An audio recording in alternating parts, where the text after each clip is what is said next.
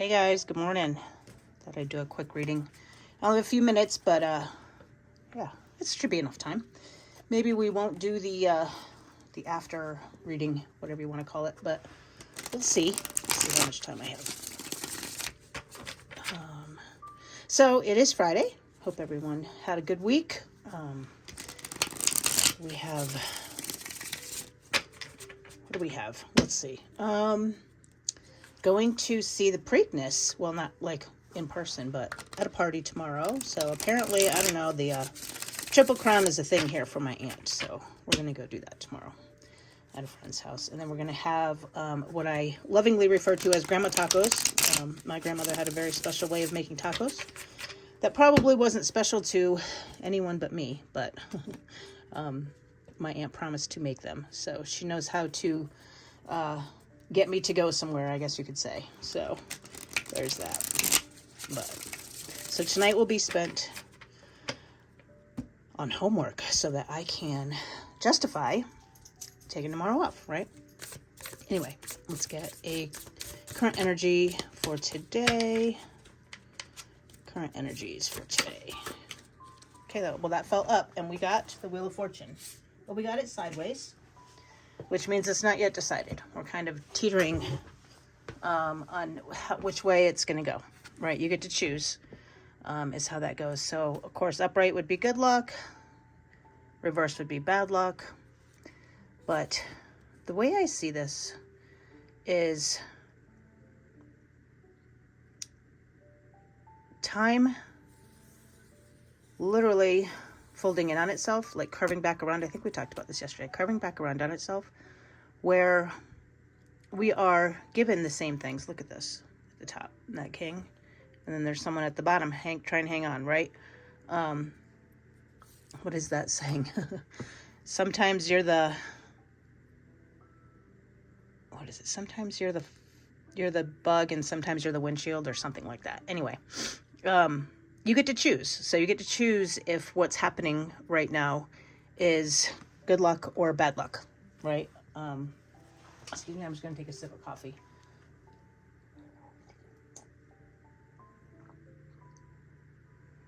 So it's a turning point either way, right? So whether it's going to be good or bad is up to you. You can, let's see. How do I want to explain this? The only way that you can control the outcome is to not control the outcome. The only certainty is uncertainty. The only thing that you can count on not to change is that things will change. You can look at your circumstances as good luck or bad luck.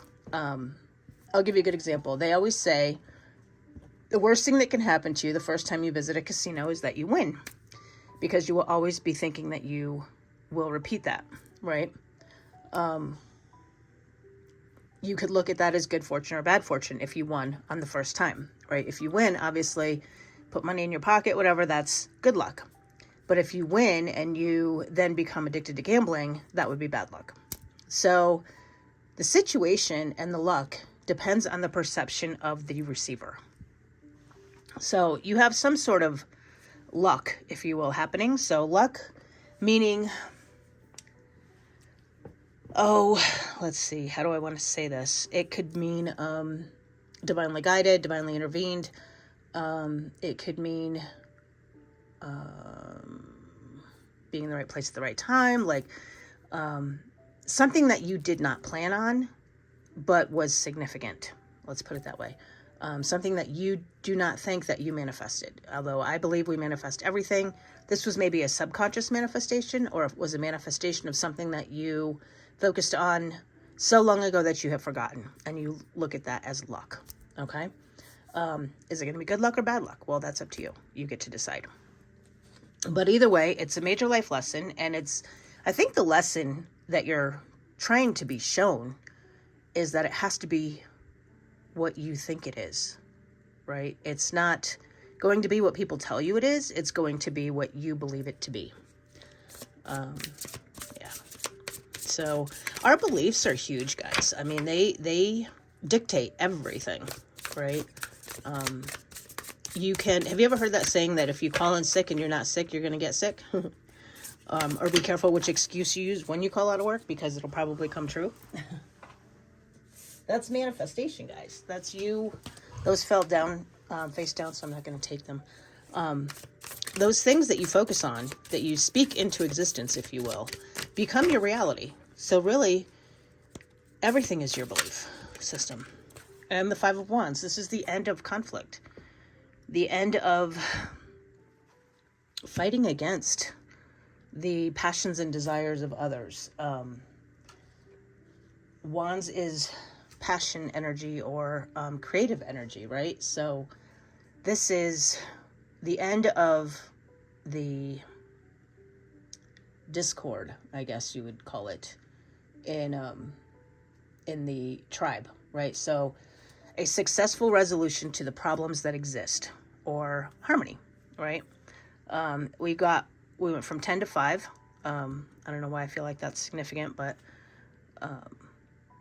10s are completions and 5s are change. So once something is completed, things need to change anyway.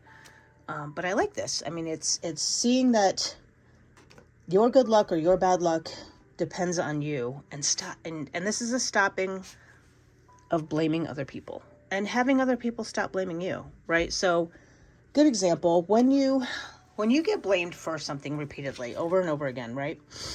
And you're not the one doing it, and you finally resolve to the fact that these people are never going to see or believe that you are the person you are. And I'm kind of using my own example here, but I'm going to try to keep it very vague. Once you remove yourself from those people's lives and their situation doesn't change, they have no choice but to realize that you were not the cause of the problem, right? And that's what I think this is. Maybe you have removed yourself from a situation and the people are starting to realize that they still have the same issues, right? They still have the same, how do I want to say this? They still have other people that they are projecting onto, besides you. And they're starting to realize that maybe it wasn't you the whole time. Okay? And you are starting to believe that about others, right? And that's just, everybody's starting to look at themselves, which creates a level of harmony. Because when you stop pointing the finger, then people don't stay so defensive, and people can be a little more compassionate, a little more understanding, and a little more self-aware, ultimately. So I feel like that's what that is. That's a collective self-awareness. We have a new moon tonight, so I would challenge you to look at that new moon and your manifestations. New moons are all about creation, right? The moon is empty. It's looking to be filled up. So what wishes, what manifestations do you want to fill that moon up with, right? And these cards are so sticky, and those fell down too. Anyway, the manifestations, what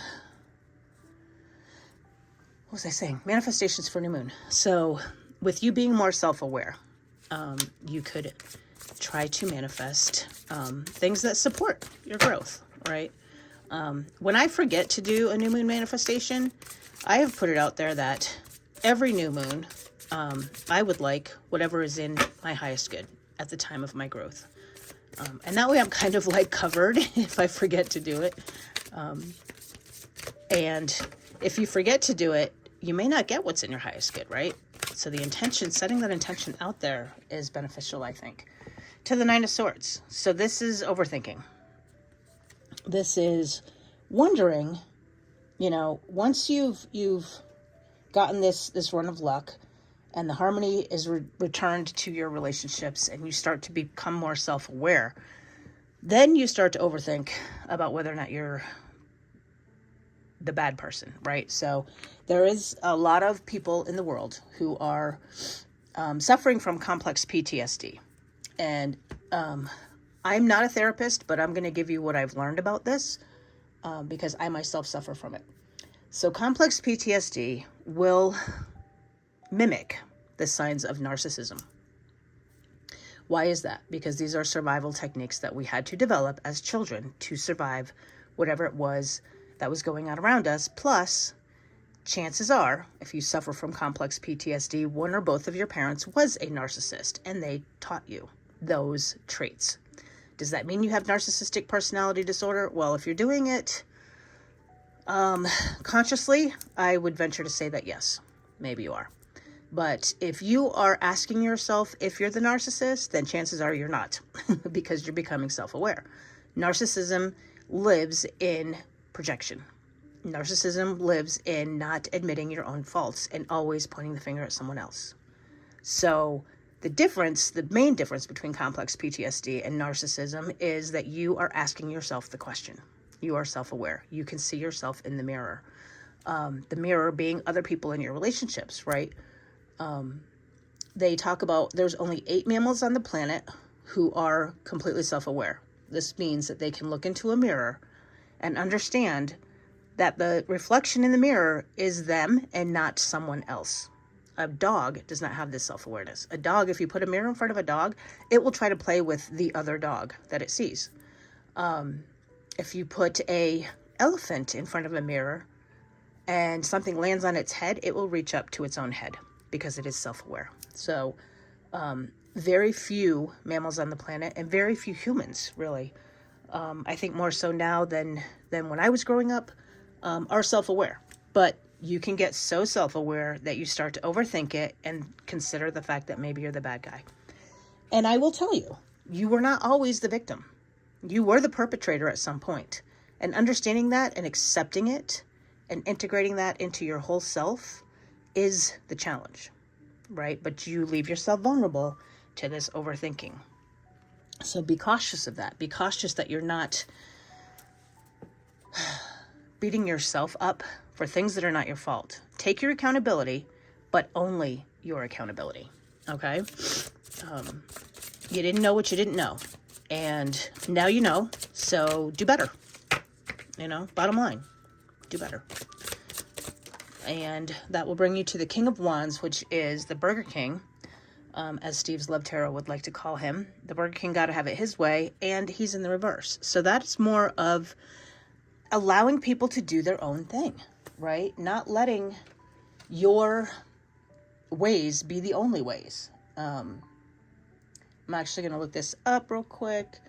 So King of Wands in reverse is being not yet ready, a bully, or weakness. I don't see it that way. I see it actually quite the opposite. I see him giving up the control, which is not forcing his kingdom to pursue the creation and passions that he himself wants, allowing everyone to do it for themselves, everyone to be their own king, like basically abdicating his throne, right? That's how I see this card. I don't always see it this way, but this is how I'm seeing it today. With this overthinking, you could run the risk of becoming a bully, right? You could think so hard about someone else that you feel the need to point out their own narcissism or their own shortcomings or their own whatevers. And that's not up to you to do, right? Self-aware is looking at the self. Stop looking at other people. Even if you're self-aware, even if you understand that somebody who is really shitty to you or is accusing you of things that you didn't do, if you understand that they're not self-aware, then you understand they're projecting. You understand that they're seeing those traits in you that exist within themselves, especially if you know they don't exist within you. I mean, that's like the telltale sign of a person who is not self-aware. And then you have a compassion for them, right? Because you understand they're not attacking you, they're attacking themselves. And giving up that level of control to tell them is very difficult to do, right? Because you're going to want to tell them, look, you're projecting. Look, you need to do something about this. And you're going to be doing it out of love. And you're going to be doing it in a way that you feel is nurturing and beneficial to them, but they will never receive it that way until they can see it themselves. All you can do is protect yourself, understand that it's not true. It's not about you. It's about them. And allow, right? Just wish them light, love, and healing on their journey. And if it's not a toxic situation, if it's not a situation that you want to walk away from, then understand that that's going to be the case until they see themselves from a spiritual perspective, really. So don't bully them into this work. Some people don't want to do the work. We talked about that yesterday. Some people are very comfortable projecting all of their bullshit onto other people and believing that they are perfect. That's okay. They can believe that. That's not okay for me. I choose not to associate with people who are like that, but given that I'm going to be going into social work, I guess I should maybe rethink that little rule that I have about not allowing those people into my world. But they're definitely not in my inner circle, if you will. Anyway, yeah, that was a lot. So can I get one more card for today? What can we expect? What can we expect with all this work? What can we expect? What can we expect? I might not get another one. This might be it. What can we expect? Okay, one more, and then I'm giving up, and we'll just go to the soul cards. What can we expect? Okay, well, that's it for the tarot portion. I'm not going to force the cards to speak today because we are kind of on a time frame, so there's that. But I love the reading, guys. I love the reading because it is making me really proud of the fact that we are all becoming radically accepting of ourselves in our perfect imperfections and loving ourselves into a better version of ourselves. Not the best, but better version. It's a dialectic, right?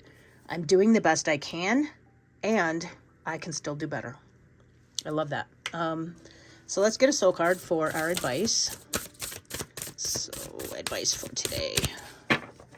Advice for today in this new moon, in this new self-awareness, manifestations, lovely time. Can I get a soul card advice? Spirit, source, God, creator, the universe. Can I get some advice for today? Advice for today.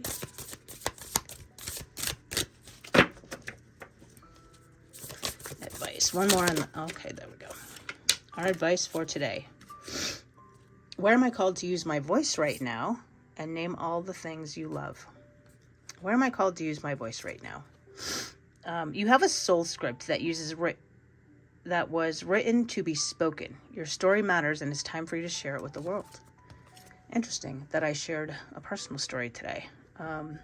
So your soul action today. Share your story with at least one person today. Be brave and speak your truth. Your voice will be the catalyst for healing in others.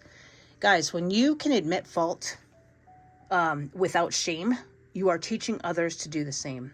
And in removing that level of shame, they're able to look at themselves and admit their faults without hesitation. So we teach them by showing them, not by telling them. Name all the things you love. Are you one of them? I give myself all the love and attention I need. Beautiful ending, because I believe this work, doing this work, is a version of self-love. Putting yourself first, putting your healing first, letting others do their own healing is a version of love. It is actually more loving to stand by and watch someone learn their lesson than it is to try to protect them from the lesson. Okay, so I'm going to leave it there. We'll maybe talk in a minute. I don't know if I have some time. No, I do not have time. So I'm just going to post this, and maybe I'll post another follow-up later on today. All right, guys. Take care. Have a great weekend, and much love and light.